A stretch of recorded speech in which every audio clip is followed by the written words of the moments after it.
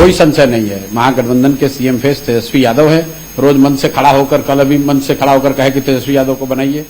ये परिवार वाली पार्टियां हैं, इसमें कहीं कोई कंसल्टेशन की गुंजाइश नहीं है। ये कोई चर्चा का विषय नहीं है कि कौन चेहरा होगा। ये मालूम है कि लालू जी की पार्टी है तो इसमें लालू जी के लड़के होंगे, और कौन होगा। कांग्रेस की क्या औकात है बिहार में? कांग्रेस के नेताओं को लालू जी या उनकी पार्टी बैठने के लिए सीट, कुर्सी दे रही, यही बहुत बड़ी बात है। कोई संशय नहीं है, महागठबंधन के सीएम फेस तेजस्वी यादव है। रोज मन से खड़ा होकर, कल अभी मन से खड़ा होकर कहे कि तेजस्वी यादव को बनाइए। भाई उस दल, ये परिवार वाली पार्टियां हैं, इसमें कहीं कोई कंसल्टेशन की गुंजाइश नहीं है। ये कोई चर्चा का विषय नहीं है कि कौन चेहरा होगा। ये मालूम है कि लालू जी की पार्टी है तो इसमें लालू जी के लड़के होंगे, और कौन होगा। कांग्रेस की क्या औकात है बिहार में? कांग्रेस के नेताओं को लालू जी या उनकी पार्टी बैठने के लिए सीट, कुर्सी दे रही, यही बहुत बड़ी बात है।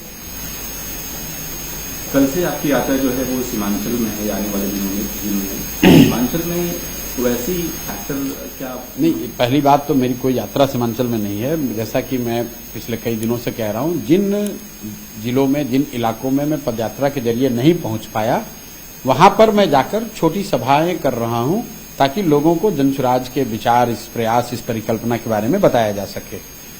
आपने पूछा ओवैसी का क्या असर होगा, तो भाई ओवैसी लोकतंत्र है, हर व्यक्ति को। भाई ओवैसी कब एग्रेसिव स्पीच नहीं देते थे कि अब दे रहे हैं? ओवैसी साहब तो एग्रेसिव स्पीच देने के लिए ही जाने जाते हैं। तो वो पहले भी बिहार में राजनीति करते रहे हैं, आज कोई नए नहीं आए हैं। और लोकतंत्र है, हर व्यक्ति को, हर दल को राजनीति करने का अधिकार है। ओवैसी साहब को भी राजनीति करने का अधिकार है। ये कांग्रेस कह रही है कि हमने जो राफेल खरीदा है उसमें सिर्फ नींबू और मिर्ची के लिए नहीं लगाने के लिए खरीदा है, उसको हम अटैक कर करेंगे, उसको हम खिलौना बना के रखेंगे। किसने कहा?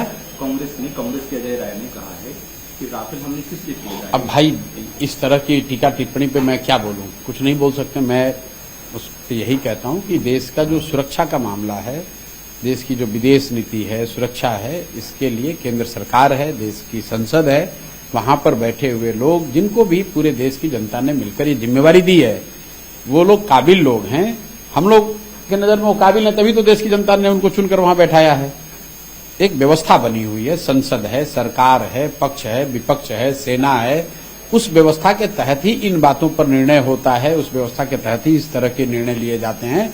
गांव में बैठकर कोई व्यक्ति खड़ा होकर क्या बोलता है, कोई मुखिया ने क्या बोल दिया, विधायक ने क्या बोल दिया, हमने क्या बोल दिया, कोई विशेषज्ञ ने क्या बोल दिया, उसका महत्व नहीं है। देश के ये गंभीर मुद्दे हैं, ये खड़े होकर ऑफ द कफ रिमार्क देने से कोई मतलब नहीं है, और उसको आप लोग बेवजह तूल लेते हैं।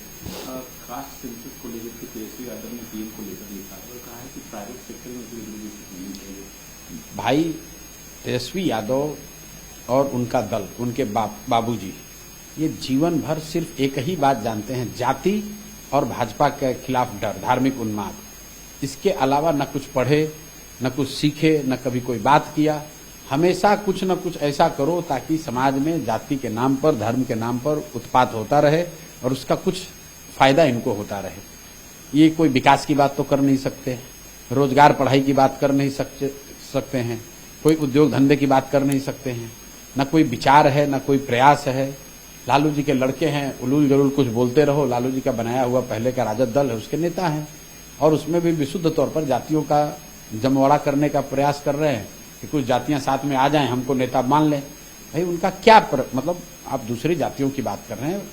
तेजस्वी यादव यादवों के लिए कुछ कर दे, ये कर दे कि भाई यादव समाज में जो गरीब लोग हैं उन्हीं को 2 लाख रुपया दिलवा दो। जो जातीय जनगणना हुई उसमें बहुत बड़ी संख्या में यादव समाज के लोग भी गरीब पाए गए, जो गरीबी रेखा से नीचे जी रहे हैं। तो भाई उन यादव समाज की ही मदद कर दो। छोड़ो दुनिया की बात, राघोपुर में जो गरीबी रेखा से नीचे रहने वाले यादव समाज के लोग हैं, उन्हीं का मदद कर दो यार। पूरे बिहार का ठेका काहे ले रहे हो? राघोपुर में जिस क्षेत्र के लोगों ने आपको जिताया है, वहां पर अपने जाति के गरीब लोगों की मदद करके दिखा दो।